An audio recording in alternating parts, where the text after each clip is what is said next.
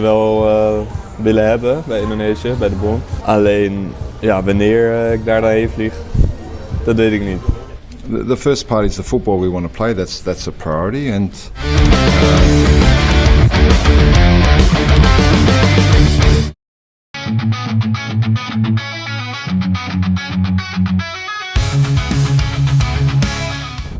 Upaya PSSI untuk menciptakan sejarah besar lolos ke Piala Dunia belum akan terhenti sampai kapanpun.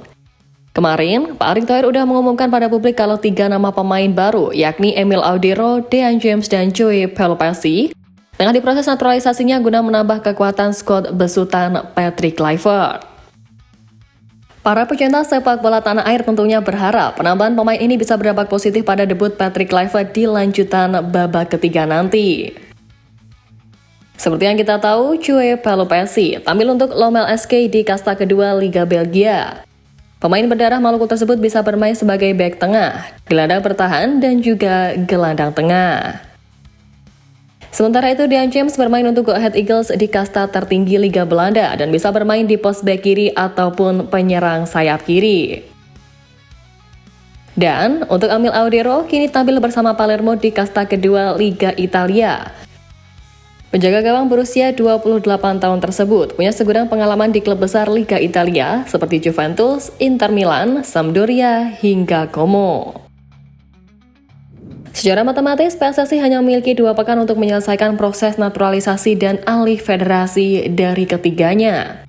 Tentu mengingat adanya deadline yang telah ditentukan oleh AFC untuk pengumpulan berkas pendaftaran skuad sebelum melawan Australia di Sydney pada 20 Maret mendatang. Tugas berat ini membuat anggota Komite Eksekutif PSSI Arya Sinulinga langsung tancap gas di pekan ini. Dirinya berharap agar persyaratan dapat diselesaikan secepatnya dan juga optimistis bisa menyelesaikan proses naturalisasi tepat waktu.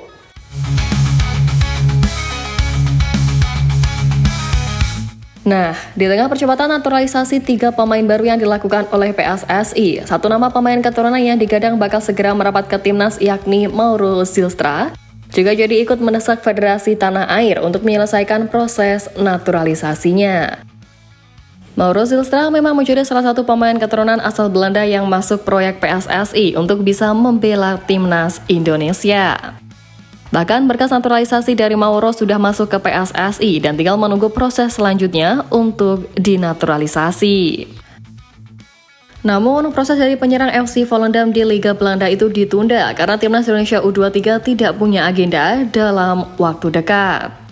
Selain itu, PSSI saat ini juga sedang fokus untuk mempersiapkan timnas Indonesia yang kurang dari sebulan lagi bakal kembali berlaga di putaran ketiga kualifikasi Piala Dunia. Karena inilah dia pun belum mengetahui kapan proses naturalisasinya akan rampung, namun yang pasti dia masih akan tetap menunggu panggilan tersebut. Jadi sekarang masih menunggu dan ngobrol dengan Fardi juga untuk bertanya dengan tepat bagaimana dengan prosesku. Yang aku tahu mereka menginginkan aku. Memang jika menyoal keinginan Mauro untuk membela timnas Indonesia dalam waktu dekat, keinginan tersebut tampaknya belum akan terwujud. Anggota Exco PSSI Arya Sinulinga sempat memberikan kabar soal proses naturalisasi dari Mauro Zylstra dan menyebut kalau proses sang pemain belum diprioritaskan untuk saat ini.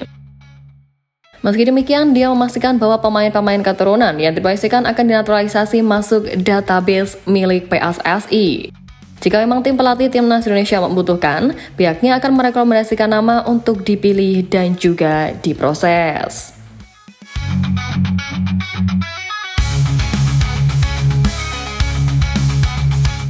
Ya, jika berbicara soal prioritas, PSSI saat ini memang tengah berfokus pada penguatan skuad Garuda Senior guna menembus Piala Dunia 2026. Penambahan amunisi lewat pemain naturalisasi dilakukan agar pelatih Patrick Kluivert lebih banyak memiliki pilihan, di mana 3 pemain yang tengah diproses yakni Emil Audero, Joey Pelopessi, dan Dean James diharapkan bisa tampil di pertandingan timnas Indonesia melawan Australia dan Bahrain setelah terakhir oleh Romani resmi dinaturalisasi. Selain ketiga nama itu, PSSI pun sebenarnya sempat mencoba untuk menaturalisasi gelandang Royal Antwerp Jairo Riedewald. Menjadi nama pertama yang disebut oleh Coach Patrick di awal kedatangannya. Akan tetapi naturalisasi dari pemain berusia 28 tahun tersebut kemungkinan mengalami penundaan. Pak Menpora Dito mengatakan ada masalah dari dokumen yang membuat keinginan Jairo berseragam tim merah putih harus tertunda. Untuk Jairo, Pak Erick menyampaikan bahwa paperwork ada yang belum bisa.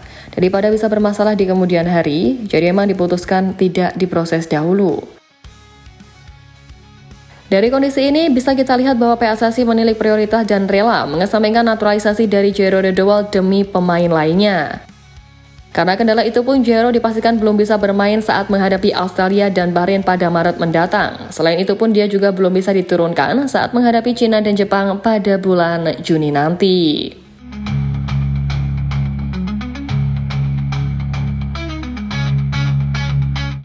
Yap, tapi meski demikian, upaya PSSI ini tetap patut diapresiasi, apalagi mengingat proses naturalisasi merupakan proses yang tak bisa asal-asalan dan memerlukan banyak hal yang sesuai dengan aturan.